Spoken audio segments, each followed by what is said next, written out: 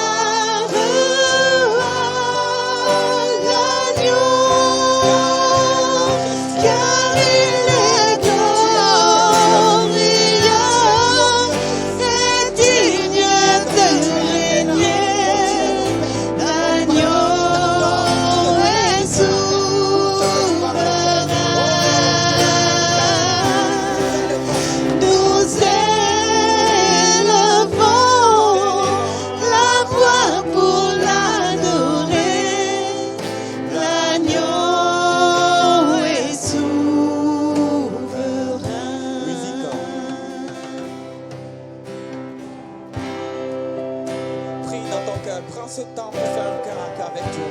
C'est tellement important de prier dans son cœur, d'inviter Jésus, pas seulement l'inviter, non, faire de lui le maître de la cérémonie. Jésus était invité quelque part, il n'a pas fait de miracle. Quand on lui a dit maintenant tu es maître de cérémonie, il a changé l'eau en vin. Magnifique Seigneur, changez l'eau en vin, changez ta détresse en joie, changez ton amertume en joie. Il est capable de le faire. Il est capable de le faire. Crois-le dans ton cœur et prie pour cette situation qui ne change pas. Prie pour la compassion. Ézéchiel s'était destiné à mourir. Il a prié, il a pleuré. Et Dieu lui a fait grâce. La compassion de Dieu. La compassion. Il lui a donné 15 ans de plus. Dorcas est morte, mais les œufs criaient, les œufs pleuraient. Et Dieu lui a fait grâce. La compassion de Dieu. Prie pour la compassion ce matin. En le célébrant, en le louant, en l'adorant, en disant tu es plus fort que mes problèmes. C'est ce que nous faisons ce matin. Gloire à Dieu.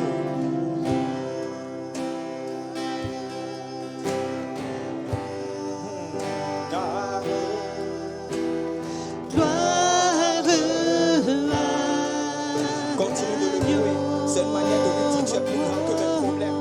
Tu es plus grand que mes attentes. Tu es plus grand que mes difficultés. Tu es plus grand que ce que je vis maintenant. Mon avenir est parfait parce que c'est toi qui l'as établi. Jérémie 29, verset 11. Je sais les projets que j'ai formés pour vous. Mais le peuple est en esclavage en ce moment. Rappelez-vous de ces belles choses. Il est majestueux. Il est majestueux. Tu es majestueux. Tu es majestueux. L'agneau, l'agneau.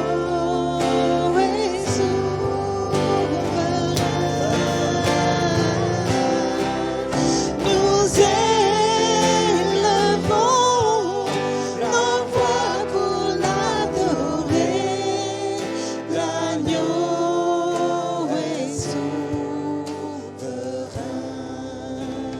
On va continuer dans ces mêmes états d'esprit. On va adorer le seul nom qui nous a été donné, le nom de Jésus, le nom que nous chantons. Ce nom n'a pas besoin de quelqu'un pour être sauvé, pour être guéri. Jésus, le nom qui restaure, le nom qui bénit, le nom qui délivre. Le nom qu'on peut invoquer dans la détresse, le nom qui vient toujours au secours. Jésus de Nazareth. Jésus, Jésus, mon bien-aimé.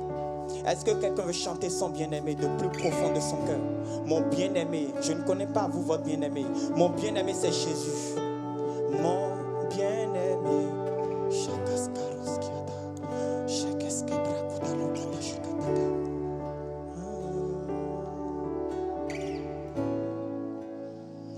Mon bien-aimé, parmi des milliers, est le plus beau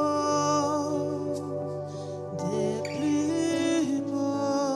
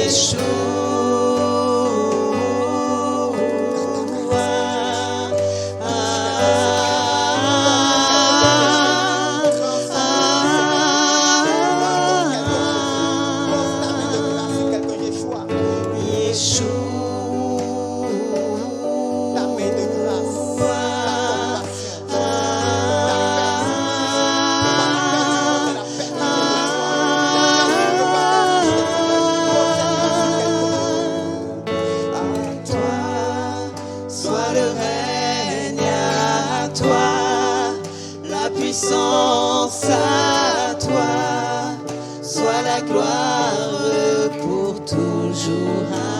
Amen. À toi, soit le règne, à toi, la puissance à toi, soit la gloire pour toujours. Amen. Yeshua.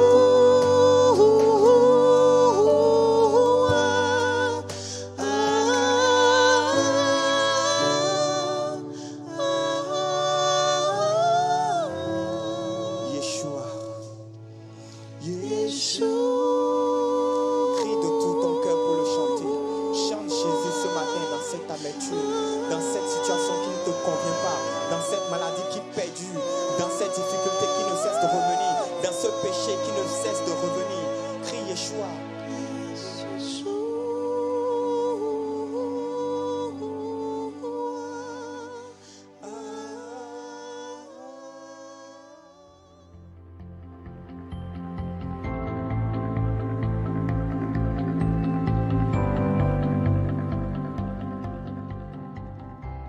Bienvenue dans notre église de Toulouse-Ouest, que Dieu vous bénisse. C'est encore le début d'année, il me reste 5 jours en janvier. J'ai encore le droit de vous souhaiter une année bénie. Pas une bonne année, mais une année bénie. C'est pas tout à fait pareil.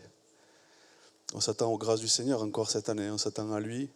Il était là en 2024, on s'attend encore à lui en 2025, même quand les circonstances sont difficiles.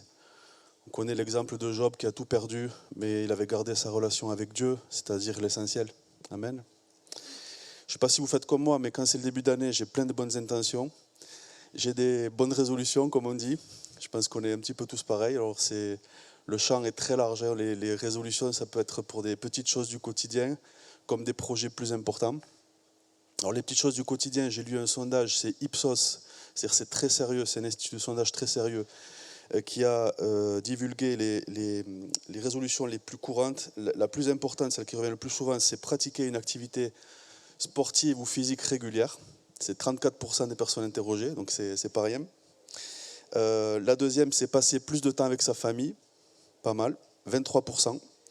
La troisième, parce qu'il y en avait 10, mais je vais en citer que 3, c'est se réserver de vrais moments de détente, 23%. Voilà, donc ça, on va dire, c'est des petits projets. C'est des projets du quotidien, c'est des projets de tous les jours, mais qui peuvent avoir à la fin de l'année, qui peuvent produire un vrai changement. Et après, il y a les projets qui sont plus grands. En janvier, c'est le temps de faire les projets pour l'année. Je vais déménager, je vais changer de travail, je vais me marier, on veut avoir un enfant, acheter un véhicule. Bon, les projets, ils ne manquent pas. Mais c'est vrai que c'est un moment particulier, c'est un moment plaisant parce que c'est le début de l'année, tout est à faire, tout est à construire. Il y a l'année entière devant nous, donc c'est un moment assez exaltant, c'est un moment où, en tout cas que personnellement j'aime bien. Le seul problème, c'est qu'on fait des projets et on a une tendance qui parfois pose des problèmes, c'est qu'on part vite. On a un projet, on s'est dit c'est le bon projet, c'est la bonne idée, cette année c'est vraiment ça qu'il me faut, et donc on y va, on démarre à fond, on ne perd pas une seconde. Et c'est là justement que les problèmes peuvent commencer ou vont arriver, surtout si, et je parle à nous qui sommes chrétiens ou nous qui nous approchons du Seigneur, surtout si nous avons démarré le projet ou si nous nous sommes lancés dans la course sans en parler à notre Seigneur Jésus. Je crois que pour nous qui sommes chrétiens, c'est essentiel. Avoir cette relation avec Jésus qui fait que quand on a une idée, quand on a un projet, quand on a quelque chose qui nous vient à l'esprit, avant toute chose, avant de démarrer toute chose, notre réflexe, ce qui est finalement naturel pour nous, c'est de lui en parler. C'est de lui présenter le projet, c'est de lui soumettre, de lui demander son avis, et puis de nous assurer quand on le démarre qu'il est avec nous, qu'il est OK avec ce projet, qu'il le valide. C'est important parce que la Bible dit que Dieu nous a donné la victoire par son Fils Jésus-Christ. Ce qui veut dire que quand on s'embarque dans un projet avec Jésus, moi je ne suis pas très inquiet sur l'issue du projet. Par contre, si on s'embarque dans un projet, mais que Jésus n'est pas là, on court à la catastrophe. Et là, les ennuis arrivent très vite. Donc on a dit des grands projets, des plus petits projets, mais dans les plus plus petit projet aussi, c'est important que Jésus soit présent avec nous dans le quotidien, qu'il soit là tous les jours, même dans les plus petites décisions, même dans les plus petits choix. C'est important que nous lui soumettions ces choses-là. Malheureusement, et c'est ce que je voudrais partager avec vous ce matin, on est le 26 janvier, et je suis sûr que parmi nous, il y a des personnes qui ont démarré des projets depuis le 1er janvier, qui sont en train de se dire, après tout, ce projet-là, est-ce que je l'ai bien présenté au Seigneur ? On a prévu de partir en vacances cet été. C'est pas grand-chose, partir en vacances, c'est pas un projet. Mais est-ce que j'ai présenté ce projet au Seigneur, après tout ? Est-ce qu'il est OK sur la destination ? Est-ce qu'il est OK sur le contenu des vacances, ce qu'on a prévu ? Je crois qu'on a cette tendance qui est, on va le voir, commune à beaucoup de personnes, d'oublier Jésus. On l'oublie. On le néglige, on le met de côté. On veut faire des choses par nous-mêmes, on est inspiré par des choses diverses et variées. Et puis on se laisse happer par ces choses-là. Et on démarre, on avance. Et puis on a oublié Jésus, on l'a négligé, on l'a laissé dans un coin. Je voudrais partager avec vous quelques réflexions ce matin autour de 3 questions. Quelles sont les circonstances qui nous amènent à oublier Jésus ? Quel est le chemin ? Quel est le chemin pour le retrouver une fois qu'on l'a perdu ? Et puis quand on l'a retrouvé, quelles sont les bénédictions auxquelles on peut s'attendre ? On va lire un texte, c'est dans l'évangile de Luc, chapitre 2, à partir du verset 41. Luc, chapitre 2, verset 41. Les parents de Jésus allaient chaque année à Jérusalem à la fête de Pâques. Lorsqu'il fut âgé de 12 ans, ils y montèrent selon la coutume de la fête. Puis, quand les jours furent écoulés et qu'ils s'en retournèrent, l'enfant Jésus resta à Jérusalem. Son père et sa mère ne s'en aperçurent pas. Croyant qu'il était avec leurs compagnons de voyage, ils firent une journée de chemin et le cherchèrent parmi leurs parents et leurs connaissances. Mais ne l'ayant pas trouvé, ils retournèrent à Jérusalem pour le chercher. Au bout de 3 jours, ils le trouvèrent dans le temple, assis au milieu des docteurs, les écoutant et les interrogeant. Tous ceux qui l'entendaient étaient frappés de son intelligence et de ses réponses. Quand ses parents le virent, ils furent saisis d'étonnement et sa mère lui dit : « Mon enfant, pourquoi as-tu agi de la sorte avec nous ? Voici, ton père et moi, nous te cherchions avec angoisse. » Il leur dit : « Pourquoi me cherchiez-vous ? Ne saviez-vous pas qu'il faut que je m'occupe des affaires de mon père ? » Mais ils ne comprirent pas ce qu'il leur disait. Puis il descendit avec eux pour aller à Nazareth, et il leur était soumis. Sa mère gardait toutes ces choses dans son cœur, et Jésus croissait en sagesse, en stature et en grâce devant Dieu et devant les hommes. Amen. Voilà, les parents de Jésus sont partis à Jérusalem, comme tous les ans, pour la fête de Pâques. Ils sont partis avec leur famille, leurs amis, c'est leur projet annuel, partir à Jérusalem. Et puis, une fois que la fête est terminée, ils rentrent chez eux, ils repartent avec leurs amis, ils retournent à Nazareth. Mais dans la précipitation, ils oublient Jésus à Jérusalem et ils s'en rendent compte une fois que le voyage est entamé. Et pour le coup, ils l'ont littéralement oublié à Jérusalem, ils vont devoir revenir en arrière pour le chercher. Et comme je disais tout à l'heure, oui, nous pouvons perdre Jésus. C'est possible. Je ne sais pas si ça vous est déjà arrivé, moi ça m'est déjà arrivé dans ma vie. Plusieurs fois je l'ai perdu, par ma faute. Donc ce texte nous montre 7 raisons qui font qu'à un moment donné, je perds ou j'oublie Jésus. Nous perdons ou nous oublions Jésus. Première raison, c'est l'habitude. L'habitude, mais en tant que disposition de cœur. Est-ce qu'on vient dans ce lieu ce matin par amour pour Jésus ? Est-ce qu'on vient dans ce lieu ce matin par habitude ? Est-ce que je viens le dimanche parce que j'ai l'habitude de venir ? C'est comme ça, c'est dans mon emploi du temps, c'est noté. Je viens tous les dimanches. Ou bien je viens véritablement dans une démarche d'amour et d'adoration pour Jésus. Au verset 41, Luc 2, 41, il est dit « Ils allaient chaque année à Jérusalem à la fête de Pâques. » Chaque année. Donc chaque année, il y avait une habitude. Et au verset 42, « Selon la coutume de la fête. » Je crois qu'il faut veiller sur la façon dont on fait les choses, l'attitude de cœur avec laquelle on fait les choses vis-à-vis de Dieu. Faire des choses vis-à-vis de Dieu, ce n'est pas faire des choses vis-à-vis d'une personne lambda dans ce monde. Ce n'est pas la même chose. Notre relation avec Jésus, c'est une relation particulière, qui demande une attitude de cœur particulière, qui n'est pas une attitude de cœur qui est guidée par l'habitude, qui est qui est dictée par la coutume. Ce n'est pas ça notre relation avec Jésus, ça ne doit pas être ça. Notre relation avec Jésus doit être guidée par l'amour que l'on a pour lui. Jésus lui-même va s'adresser un jour aux scribes et aux pharisiens, il va leur citer Ésaïe, c'est dans l'évangile de Marc, chapitre 7 et verset 6. Il leur dit, ce peuple m'honore des lèvres, mais son cœur s'est éloigné de moi. On peut honorer Jésus des lèvres sans que notre cœur l'honore, sans que notre cœur soit tourné vers lui. C'est possible. Et un peu plus loin, au verset 8, il ajoute, vous abandonnez le commandement de Dieu et vous observez la tradition des hommes. Il y a un danger dans l'habitude, il y a un danger dans la coutume, la tradition, la religion. Est-ce que nous faisons les choses automatiquement ? Est-ce que nous faisons des choses dénuées d'amour ? Est-ce que nous faisons des choses dictées par ces habitudes-là ? Est-ce que nous faisons les choses pour Dieu ? Est-ce que nous faisons les choses pour Jésus ? Ou est-ce que nous les faisons pour nous ? Pour nos habitudes, pour nos traditions, pour nos coutumes ? Jésus ne condamne pas toutes les coutumes, toutes les habitudes, loin de là. Par contre, ici, il pointe du doigt celles qui n'honorent pas Dieu, celles qui ne respectent pas la parole de Dieu. Est-ce que nous allons devant Dieu avec un cœur rempli de sincérité, ou est-ce que nous allons devant Dieu par coutume ? Jésus lui-même est appelé dans l'Épître aux Romains celui qui sonde les cœurs. Jésus connaît nos cœurs. Jésus regarde nos cœurs. Il voit ce qu'il y a dans nos cœurs. Jésus lui-même a dit que Dieu connaît nos cœurs. Et le psaume 145 dit que l'Éternel est près de tous ceux qui l'invoquent.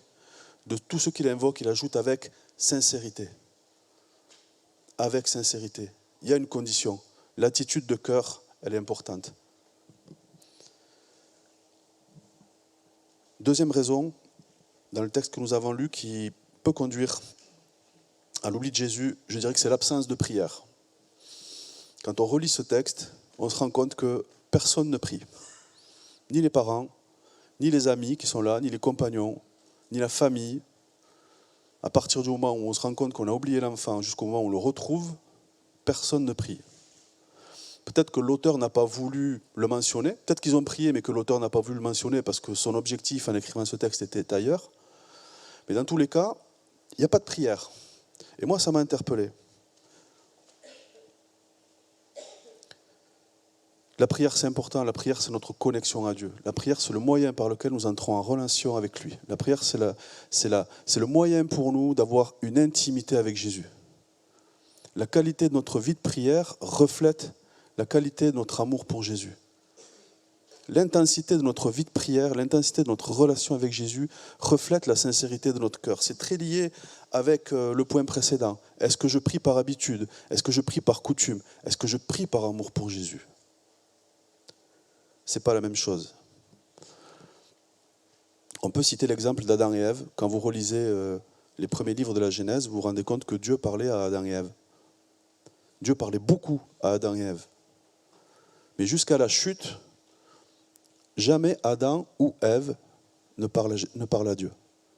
Jamais aucun des deux ne prie. Et on voit que, quelque part, il y avait une relation qui n'était pas celle qu'on espère tous avoir avec Dieu, c'est-à-dire une relation, une communication, un face-à-face, une vraie relation. Là, c'était Dieu qui leur parlait. Mais eux ne lui parlaient pas. Et cette situation a conduit à la chute. Vous connaissez l'histoire. Et pour revenir à notre sujet, je crois que c'est important de prier pour plein de raisons, mais il y en a une qui est essentielle et je le relie au sujet qui est oublier Jésus. Il est impossible d'oublier Jésus si vous avez une relation quotidienne avec lui. Vous ne pouvez pas oublier Jésus si vous avez une relation avec lui plusieurs fois par jour. C'est impossible. C'est impossible. Si vous avez un ami proche, un très bon ami, que vous côtoyez tous les jours, vous avez peut-être un collègue de travail, je ne sais pas, un ami que vous fréquentez dans vos activités, si vous le voyez tous les jours, que vous lui parlez tous les jours, c'est impossible que vous l'oubliez. C'est pareil avec Jésus. Si vous installez une relation avec lui, si vous passez du temps dans la prière, si régulièrement vous vous concentrez pour un cœur à cœur avec lui, c'est impossible de l'oublier. Et vous savez ce que dit la Bible à ce propos, 1 Thessaloniciens 5,17, le conseil qui est donné, c'est prier sans cesse. Priez tout le temps, priez en tout temps, dans les bons temps, dans les mauvais temps. Priez sans cesse. L'absence de prière. Troisième point, troisième raison qui peut nous amener à oublier Jésus, c'est la distraction ou les distractions. On peut en avoir beaucoup, des distractions dans nos vies. Je crois que c'est la conséquence là aussi du point précédent. On n'a pas de vie de prière, c'est-à-dire je ne remplis pas ma vie de la présence de Jésus, je ne remplis pas ma vie d'une relation avec lui, je n'ai pas d'intimité avec lui. Donc forcément, autre chose va venir prendre la place. De quoi je vais nourrir ma vie? De quoi je vais nourrir mon cœur? Quelle lecture? Quel film? Quelle discussion? Quels amis? Quelle priorité? Au verset 44, Luc 2, 44, il est dit « Croyant qu'il était avec leurs compagnons de voyage, ils firent une journée de chemin. » Croyant qu'il était avec leurs compagnons de voyage. Qu'est-ce qui peut nous distraire au point d'oublier notre enfant pendant un jour? Quelque chose de puissant. Je ne sais pas quoi, mais quelque chose de puissant. Oublier son enfant pendant un jour. Il y a des parents ici, donc je pense que vous réalisez. On oublie son enfant pendant un jour parce qu'on a pensé à autre chose. Il y a beaucoup de choses qui peuvent nous distraire. En 2025, c'est vrai que pour nous qui sommes chrétiens en 2025, il y a des bénédictions. On n'a jamais eu autant accès à toutes choses qui nous permettent de mieux connaître Jésus, de mieux connaître Dieu. Des librairies, des livres, des musiques, des films. On a accès à tout ce qu'on veut. Tout ce qui peut nous permettre de nous nourrir de la parole de Dieu. On a accès très facilement à beaucoup de choses. On a aussi du temps en 2025. Quand on travaille en 2025, on a des congés, on a des RTT, on a des soirées, on a des week-ends. Les générations qui étaient avant nous, à une certaine époque, n'avaient pas tout ça. On est vraiment gâtés en 2025. On a ce qu'il faut pour se nourrir et on a du temps pour le faire. Mais en même temps, on n'a jamais été sollicité par les distractions qu'en 2025. Elles viennent de partout. Vous allumez votre téléphone, vous allumez votre télé, vous sortez dans la rue, vous prenez le métro. Les distractions viennent de partout. Vous êtes sollicité de partout. Ce qui me fait penser que pour gagner Jésus, il faut se battre. C'est très facile de se perdre, c'est très facile d'être pris par les distractions et de tourner le dos, d'oublier Jésus. C'est très facile. Il faut se battre contre tout ce qui vient jour après jour nous distraire, tout ce qui vient jour après jour gratter de notre temps, de notre attention et qui fait que nous nous éloignons de Jésus, que nous oublions Jésus. Il faut se battre pour ça. Paul disait quoi? Paul disait « Tout cela, je le regarde comme de la boue pour gagner Jésus. » Tout cela, je le regarde comme de la boue pour gagner Jésus. De gagner Jésus, ça coûte. Gagner Jésus, ça demande un effort. Gagner Jésus, ça demande du temps. Et ça demande une disposition, pas de disposition de cœur. Nous avons une disposition de cœur à prendre vis-à-vis de Jésus. Sinon, on l'oublie. Quatrième raison, l'entourage. On peut s'intéresser là aussi aux compagnons de voyage. Ils sont cités dans le texte. Qui sont nos parents et nos connaissances? C'est au verset 44. Ils étaient avec des parents et des connaissances. Qui sont ceux qui marchent avec nous? Qui est notre entourage? Qui compose notre entourage? Qui sont nos amis? Qui sont ceux, le jour où on va oublier Jésus, parce que ça arrivera, qui sont ceux qui seront autour de nous à ce moment-là? Est-ce qu'on aura autour de nous des compagnons de voyage qui vont marcher à côté de nous, dans le sens inverse de l'endroit où est Jésus? Ou est-ce qu'on va avoir des compagnons de voyage qui vont nous dire « Attention, là, il se passe quelque chose. Là, tu es en train d'oublier Jésus. Là, tu l'as négligé. Fais attention. Fais attention. Mon frère, ma sœur, fais attention. Pense-y. Reviens vers lui. Cherche-le. » Est-ce qu'on aura cet entourage-là? C'est maintenant qu'il faut y penser. C'est pas quand la situation va se produire. C'est maintenant que nous devons penser à bien nous entourer. Jésus nous a donné des frères et des sœurs. C'est pour une bonne raison. Il sait que cette communion fraternelle est importante. Nous sommes le corps de Christ.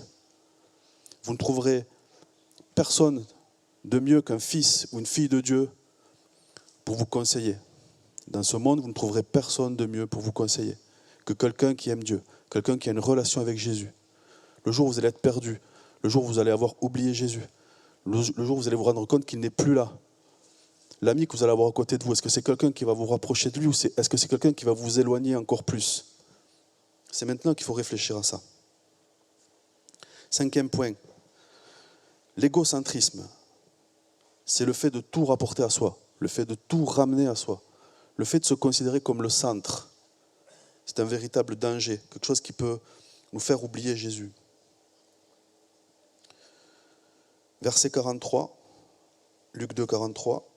L'enfant Jésus resta à Jérusalem, son père et sa mère ne s'en aperçurent pas. Ils ne s'en sont pas aperçus. Ils sont venus à Jérusalem avec Jésus, ils sont repartis sans Jésus. Quelqu'un vient ce matin dans cette église avec Jésus, il va repartir tout à l'heure sans Jésus. Et il ne s'en apercevra pas. Il va s'en rendre compte lundi, mardi ou mercredi, je ne sais pas quand. Quand nous venons dans ce lieu, on parlait tout à l'heure de sincérité, mais quand nous venons dans ce lieu, nous venons pourquoi? Est-ce que nous venons par amour?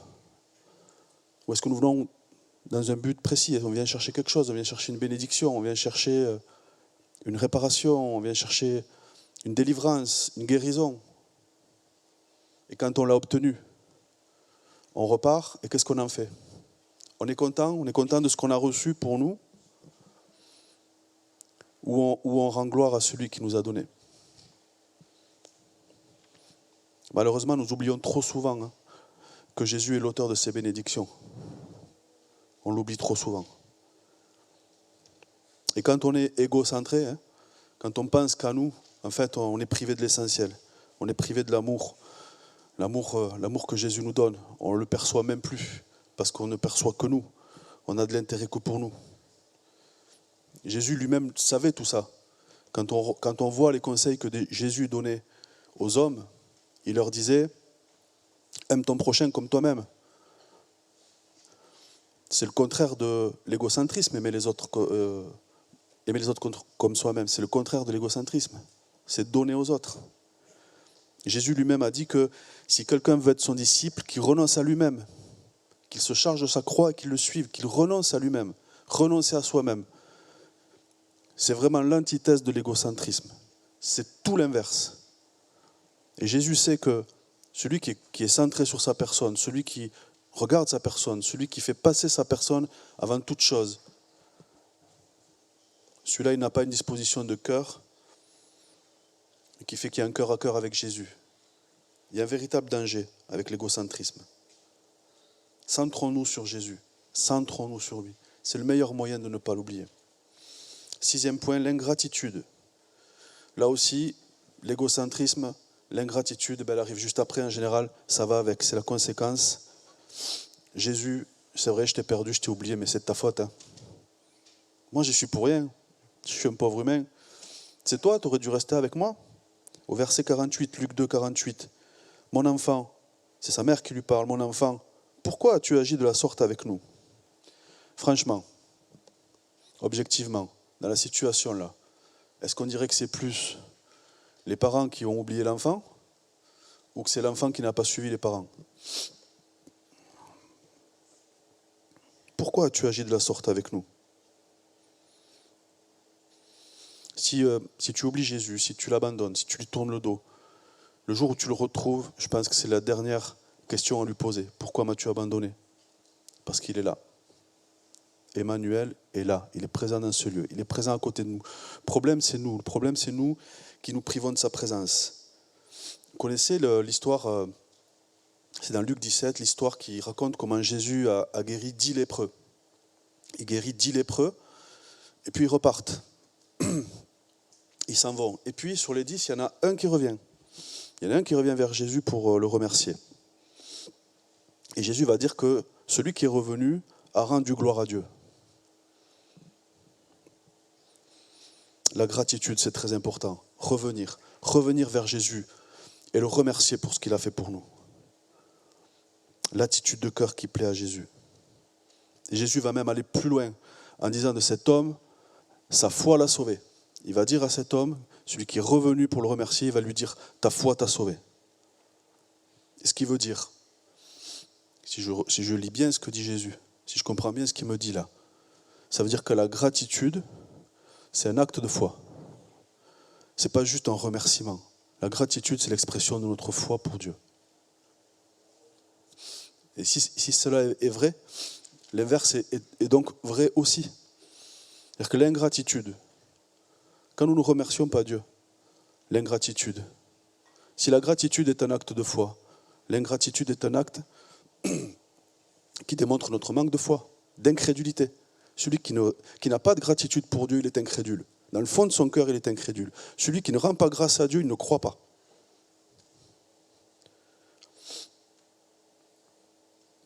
Septième point, l'immaturité spirituelle. Je pense que c'est la somme de tout ce qu'on a vu avant, en fait. Où l'immaturité spirituelle englobe tout ça, tout ce qu'on a dit. L'égocentrisme, l'ingratitude, l'habitude, les distractions, l'entourage, etc. Si tout cela est défaillant chez nous, c'est globalement que spirituellement, nous manquons de maturité. Dans ce passage que nous avons lu, Luc 2, au verset 42, on nous dit que Jésus avait alors 12 ans. Et je crois que ça nous parle de notre âge spirituel. Quel âge spirituel avons-nous? Est-ce que nous avons un Jésus de 12 ans? Ou est-ce que dans notre vie, nous avons un Jésus qui a grandi et qui est pleinement formé? Quel est notre Jésus? Est-ce que nous l'avons laissé grandir en nous? Est-ce que nous lui avons laissé la place? Ou est-ce que nous avons laissé d'autres choses prendre la place et il est resté à l'âge de 12 ans? On dit que quand un chrétien vient à Dieu, on dit il est né de nouveau. C'est la nouvelle naissance. S'il y a une nouvelle naissance, alors il y a un début, il y a un commencement, il y a une enfance. Est-ce que nous sommes restés enfants? Est-ce que nous avons grandi? Dans Hébreux 5,12, il est dit, vous, en effet, qui depuis longtemps devriez être des maîtres, vous avez encore besoin qu'on vous enseigne les premiers rudiments des oracles de Dieu. Vous en êtes venus à avoir besoin de lait et non d'une nourriture solide. Ça nous dit qu'il y a des étapes. Ça nous dit qu'à un moment donné, nous sommes des enfants.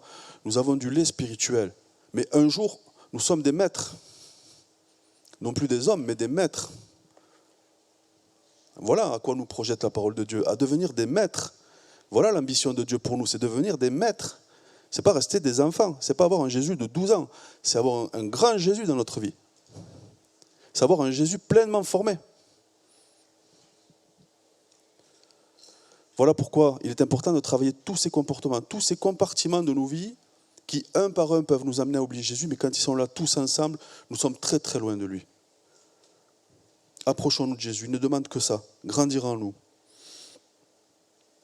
Parlons des 7 attitudes maintenant qui caractérisent ceux qui recherchent vraiment Dieu, ceux qui recherchent vraiment Dieu de tout leur cœur. Elles sont présentes aussi dans le texte que nous avons lu. La première attitude, et la première étape qui est très importante, c'est que ceux qui recherchent Jésus, c'est parce qu'à un moment donné, ils ont réalisé qu'ils l'avaient perdu. Ça peut paraître bête, mais pour le chercher, il faut se rendre compte qu'on l'a perdu. Au verset 44, il est dit, « Ils firent une journée de chemin et le cherchèrent parmi leurs parents et leurs connaissances. » Donc, ils commencent à le chercher. Donc, ça veut dire qu'ils se sont rendus compte qu'il n'était plus là. Ils ont réalisé. Et où est-ce qu'ils cherchent en premier? Au mauvais endroit. À l'endroit le plus logique, à ce moment-là, qui est de le chercher là, tout de suite, dans la foule, dans les amis, c'est l'endroit le plus logique, mais c'est le mauvais endroit. Quand tu as perdu Jésus, quand tu l'as oublié, où est-ce que tu vas le chercher? Tu vas le chercher là où tu es.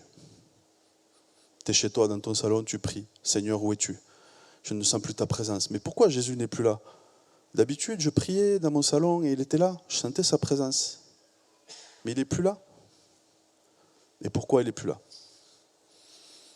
C'est le premier endroit où on le cherche, c'est là où nous sommes. Il va falloir un peu plus. Parce qu'entre le moment où nous l'avons perdu et le moment où nous en rendons compte et nous commençons à le chercher, il est passé du temps. On a peut-être mis des projets en route. On a peut-être fait des erreurs qui nous ont amenés plus ou moins loin de Jésus. Il va falloir se battre pour le retrouver. C'est plus aussi simple là de rentrer dans sa présence. Cette étape est donc décisive parce qu'on s'est rendu compte qu'il n'était plus là. Et c'est le début de la reconstruction de la relation avec Jésus. Peut-être que quelqu'un d'ailleurs ce matin se rend compte que depuis quelque temps il n'est plus dans la présence de Jésus, que depuis quelque temps il l'a oublié ou négligé. Quelqu'un se rend compte de ça ce matin. La deuxième attitude, c'est qu'une fois qu'ils se sont rendus compte qu'il n'était plus là, ils prennent la décision de le retrouver. Et là, la décision, c'est un moment important, c'est un moment décisif.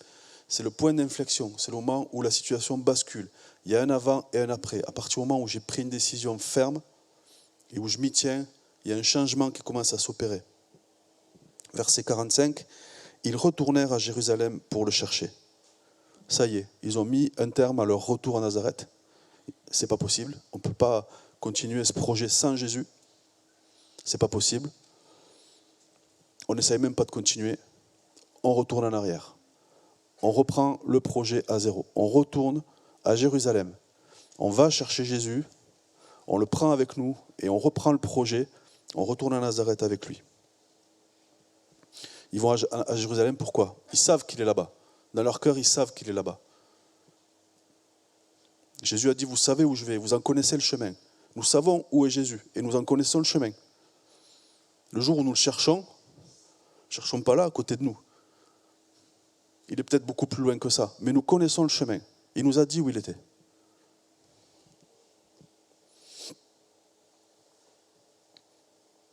Quelqu'un a peut-être une décision à prendre aujourd'hui. On parle de décision là, mais quelqu'un a oublié Jésus. Quelqu'un l'a ignoré pendant quelques semaines, des mois, des années, peut-être une vie. Quelqu'un a une décision à prendre maintenant. De le rechercher avec sincérité. Troisième attitude, il persévère. C'est très important. Persévérer, c'est très important. Il n'est pas là tout de suite. On l'a cherché au mauvais endroit, on ne sent pas sa présence. On a décidé de retourner le chercher. Mais ça va être long, ça va être difficile, alors il va falloir persévérer. Au verset 46, il est dit, au bout de 3 jours, ils le trouvèrent. 3 jours. C'est très facile de perdre Jésus. Ça peut être beaucoup plus difficile de le retrouver. Ça va nous demander vraiment une sincérité qu'il va falloir aller chercher au-dedans de nous, que nous avons perdu.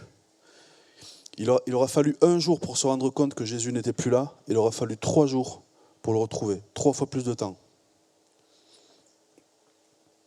Je ne sais pas combien de temps il faut pour retrouver la présence de Jésus. Je pense que ça dépend de chacun. Ça dépend de nos vies, ça dépend de nos épreuves, nos difficultés. C'est variable. Alors il faut prier. Il faut prier, prier, prier jusqu'à ce qu'on le retrouve, jusqu'à ce qu'on ressente sa présence, jusqu'à ce qu'on retrouve vraiment cette connexion, cette communion avec lui. Prier. S'il faut jeûner, on jeûne. S'il faut prier, on prie.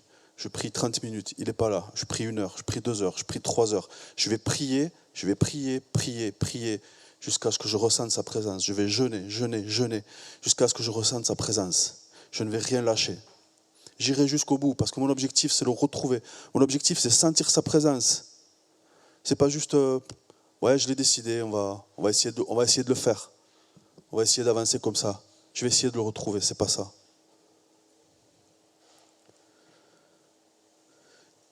Quatrième attitude, il souffre. Tous ceux qui sont nés de nouveau et qui ont un jour été privés de la présence de Jésus, ils savent ce que c'est. C'est un moment de souffrance. Mais vraiment, c'est un moment de souffrance. C'est un moment de souffrance parce qu'il n'est plus là, c'est un moment de souffrance parce qu'il n'est plus là de notre faute. Nous l'avons négligé, nous l'avons oublié, nous lui avons tourné le dos, nous l'avons laissé dans un coin.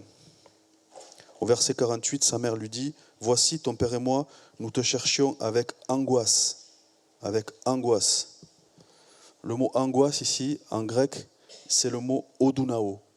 Odunao qui signifie la souffrance, le chagrin continuel, le tourment. C'est pas juste un peu triste, hein. C'est le même mot grec, odunao, qui est utilisé. Vous connaissez la parabole de l'homme riche et Lazare. Vous connaissez cette parabole. Donc, l'homme riche, il va finir en enfer et il va être tourmenté dans l'enfer. C'est le même mot, odunao, qui est utilisé dans cette parabole pour exprimer ce que ressent cet homme. Voilà ce que c'est chercher Jésus avec angoisse. C'est souffrir jusqu'au tourment. C'est souffrir d'un chagrin continuel. 5e attitude, il le retrouve là où il l'avait laissé. C'est finalement l'endroit le plus simple pour le retrouver, c'est de revenir là où on l'a laissé. C'est quand la dernière fois que j'étais avec Jésus? C'est quand la dernière fois qu'il était avec moi? C'est quand la dernière fois qu'on était face à face? C'est quand la dernière fois qu'il m'a parlé? Et c'est pas anodin qu'il revienne à Jérusalem et il retrouve Jésus où? Il retrouve Jésus dans le temple. Parce que le temple symbolise la relation, la présence de Dieu. Et c'est là que Jésus vient chercher la relation avec son Père. C'est pas anodin. Retournons dans le cœur du Père. C'est là qu'est Jésus. Tournons-nous avec sincérité vers Dieu, tournons-nous avec sincérité vers le Père. C'est là que nous trouverons Jésus. 6e attitude, ils sont dans l'incompréhension. Au verset 48, il est dit, ils furent saisis d'étonnement. Au verset 49, Jésus leur dit, ne saviez-vous pas? Au verset 50, il est dit, ils ne comprennent pas. Ils ne comprennent pas. Jésus leur parle, mais ils ne comprennent pas. Alors que Jésus est la parole. Au commencement était la parole, et la parole était avec Dieu, et la parole était Dieu. Jésus est la parole. Et quand la parole te parle et que tu ne comprends pas, c'est que tu es vraiment loin de lui. Tu es vraiment loin de lui. Pour nous qui avons reçu Christ, pour nous qui aimons sa parole, pour nous qui sommes nés de nouveau, la parole nous révèle des choses. Nous comprenons la parole. Parce que nous sommes dans le royaume de Dieu. Parce que nous sommes immergés dans son Saint-Esprit. Mais celui qui est éloigné, celui qui est oublié, il ne comprend plus. Il ne comprend plus rien. Lui ne nous abandonne pas, il ne nous abandonne jamais. Son Saint-Esprit est toujours avec nous. Son Saint-Esprit ne nous abandonne pas. Mais il peut diminuer. 1 Thessaloniciens 5, 19 nous dit « N'éteignez pas l'esprit ». Pourquoi? Parce que le péché a toujours des conséquences. Une des définitions du péché, c'est de nous priver de la présence de Dieu. C'est de nous priver de la relation avec Jésus. Voilà pourquoi il est tellement important de revenir à lui, de le chercher, jusqu'à le trouver et lui confesser nos péchés. Pourquoi? Parce qu'il est fidèle et juste pour nous les pardonner. Et il va nous purifier de tout mal. 7e attitude, ils le recherchent de tout leur cœur. Ils le recherchent vraiment de tout leur cœur. Pendant 3 jours, ils vont fouiller Jérusalem partout, je les imagine, chercher leur enfant pendant 3 jours, avec angoisse, frapper aux portes, aller dans les maisons, aller dans les rues, dans les marchés. Vous avez vu Jésus? Vous avez vu mon fils? Il a 12 ans. Moi, ça m'est arrivé un jour de plus savoir trop où était mon enfant, mais vous savez, il n'était pas très loin. Hein. C'était dans un magasin, il était juste dans le rayon d'à côté. Mais on transpire. Hein. De suite, on a le cœur qui bat à 200 à l'heure. Vous imaginez, pendant 3 jours, vous cherchez votre fils pendant 3 jours, parce que vous l'avez oublié, parce que vous l'avez négligé. Vous êtes reparti, vous vous en êtes rendu compte au bout d'1 jour. Eux, ils savaient qu'il était important de le retrouver parce que c'est leur fils, mais c'était plus que leur fils. Marie savait très bien qui était Jésus. L'ange était venu lui parler. L'ange lui avait dit, il sera appelé fils du Très-Haut. L'ange lui avait dit, Dieu l'assiera sur le trône de David. L'ange lui avait dit, il régnera éternellement sur la tribu de Jacob. Voilà ce que lui avait dit l'ange. Marie, elle savait très bien qui était Jésus. Elle ne pouvait pas se permettre de le perdre. Pourtant, elle va le perdre. Elle va perdre cet enfant. Cet enfant décrit par l'ange, elle va le perdre. Elle va l'oublier. 12 ans après. Personne ici peut dire j'oublierai jamais Jésus, si même sa mère l'a oublié. On oublie très vite les cadeaux. Hein. Très très vite les cadeaux. Il y a 1 mois, c'était Noël. On a tous reçu des cadeaux, notamment les plus petits. Je ne sais pas où sont les cadeaux maintenant. Mais au bout d'1 jour, 2 jours, 3 jours, 1 semaine, 1 mois, les cadeaux, ils sont rangés dans une armoire. Ils sont dans un coin. Ils sont vendus sur Internet. Maintenant, on vend ces cadeaux sur Internet. On se les fait rembourser même. Parce que maintenant, on offre les cadeaux avec le ticket de caisse. Les gens, ils vont au magasin, ils se font rembourser le cadeau. Voilà ce qu'on fait des cadeaux. Il y a 1 mois, on est le 26 janvier, donc il y a 1 mois, c'était Jésus, le cadeau pour les hommes. Le cadeau fait aux hommes. C'était le véritable cadeau de Noël. Voilà qui était Jésus, il y a 1 mois. 1 mois plus tard, il est où? On est parti dans nos projets. Il est où Jésus? Dans tes projets de vacances, dans tes projets de changement de travail, de travaux à la maison. Il est où Jésus? Il y a 1 mois, c'était ton cadeau, et aujourd'hui, il est où? Vous demandez aux enfants aujourd'hui, il est où ton cadeau de Noël? Il est où ton cadeau? Je ne sais pas. On oublie les cadeaux. On oublie les cadeaux parce que des fois, on a eu d'autres cadeaux. On a trop de cadeaux. 1 cadeau, 2 cadeaux, 3 cadeaux. On ne sait plus où est le premier cadeau, parce qu'on est là, on est occupé par le troisième. On ne sait plus où est le cadeau. Moi, j'ai des enfants, alors on a tellement de jouets, au bout d'un moment, on dit, on va les donner. On ne peut pas garder tous ces jouets. Qu'est-ce qu'on fait? On prend les jouets, on les donne. Je donne les jouets, je regarde les jouets, je me rappelle, je dis, ce cadeau-là, il le voulait tellement, ce cadeau. C'était le cadeau, il le fallait à tout prix. C'est le jouet, il fallait vraiment ce jouet. Et aujourd'hui, c'est quoi? On ne le veut plus. On le donne. Est-ce qu'on n'est pas des enfants, nous, vis-à-vis de Jésus? Vis-à-vis de ce véritable cadeau de Noël que nous avons tous reçu? Est-ce qu'on n'est pas des enfants vis-à-vis de lui? On l'a oublié. Il y a d'autres choses qui sont venues. On n'y pense plus trop. Il y a une nouvelle série télé, on va regarder la série télé. Je regarde la série télé. Mais Jésus... Il y a une chose que je voudrais dire, c'est que Jésus, ok, c'est le véritable cadeau de Noël, mais c'est le seul cadeau. Vous n'aurez pas d'autre cadeau. Dieu ne va pas vous donner un autre cadeau. Vous n'aurez pas un deuxième cadeau, un troisième cadeau. Vous aurez que Jésus. C'est déjà illimité comme cadeau pour nos vies. Mais Dieu ne nous donnera pas notre cadeau. N'allez pas chercher notre cadeau. N'allez pas chercher une distraction. N'allez pas chercher autre chose pour remplir votre vie. Gardez le cadeau que vous a donné Dieu. Le cadeau que nous a donné Dieu, c'est Jésus. C'est le salut pour quiconque croit. Il n'y a pas d'autre cadeau. Cherchons pas d'autres cadeaux. Et la bonne nouvelle, c'est que malgré nos comportements, malgré nos attitudes, malgré qu'on l'ait oublié, malgré qu'on l'ait délaissé, mais il sera toujours là, les bras ouverts. Amen. Pour chacun de nous. Dans Deutéronome 4, 29, il est dit, c'est de là aussi que tu chercheras l'Éternel, ton Dieu, et que tu le trouveras, si tu le cherches de tout ton cœur et de toute ton âme. Il nous accueillera les bras ouverts, mais il va falloir le chercher de tout notre cœur et de toute notre âme. J'ai une bonne nouvelle pour quelqu'un qui est venu ce matin, qui a oublié Jésus, qui s'en est rendu compte, il le sait. Quelqu'un qui a pris la décision de le suivre, c'est que si tu le cherches de tout ton cœur, si tu es venu ce matin le chercher de tout ton cœur, si tu es venu ce matin le chercher de toute ton âme, tu vas repartir avec lui ce matin. Amen. Tu ne vas pas repartir sans lui ce matin. Si ton cœur est comme ça, si c'est ça que tu as dans ton cœur, tu ne repartiras pas sans lui ce matin. Amen.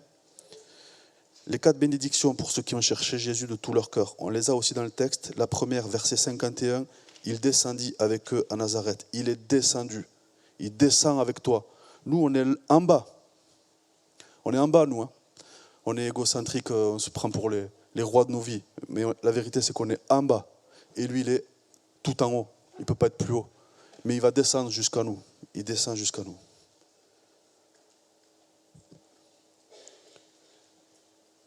Et même si on a mené notre vie comme il nous semblait bon de le faire, sans se préoccuper de lui, même si on l'a oublié, qu'on s'est éloigné, quand on va revenir, sachez que celui qui est dans cette situation sache qu'il ne te le reprochera pas. Il n'est pas un Dieu de reproche, il est un Dieu de promesse. Il n'est pas un Dieu de reproche, il est un Dieu de promesse. Il revient avec toi dans ton projet, il reprend le projet avec toi. Et toutes choses deviennent nouvelles. Tout ce qui était compromis est rempli de promesses. Tout ce qui était détruit se reconstruit. Voilà la bonne nouvelle.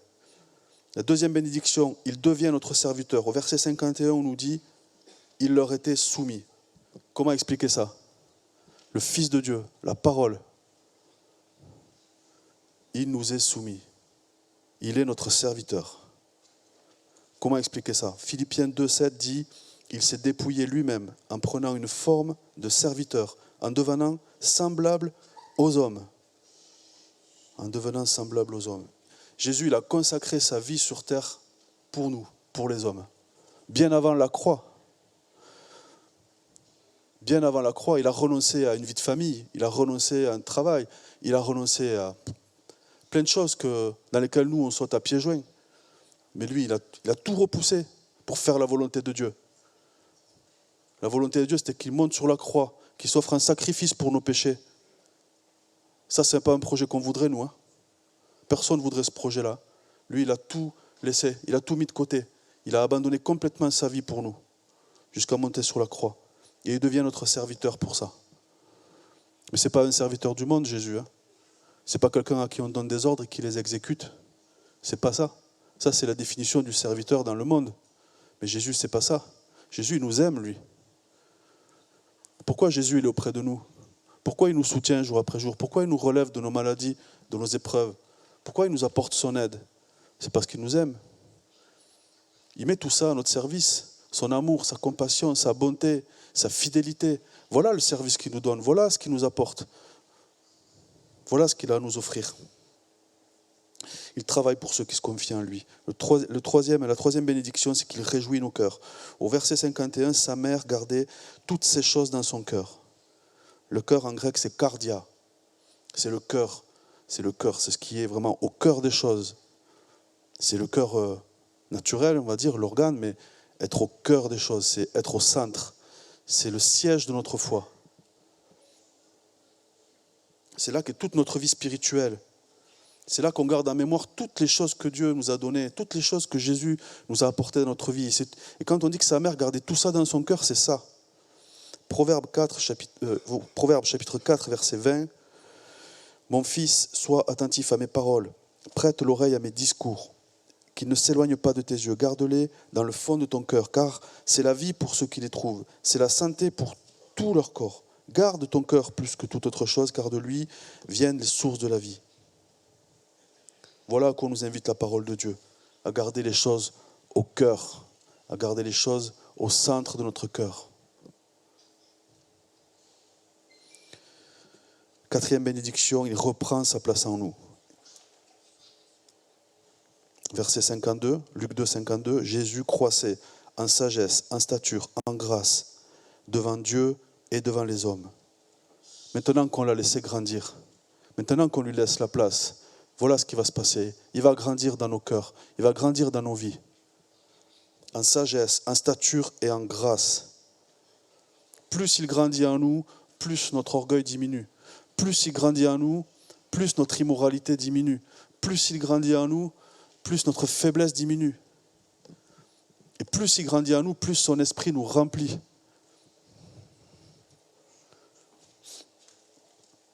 Nous, loin de Jésus, on n'est pas beau à voir. Hein. Nous, loin de Jésus, on pense qu'à nous.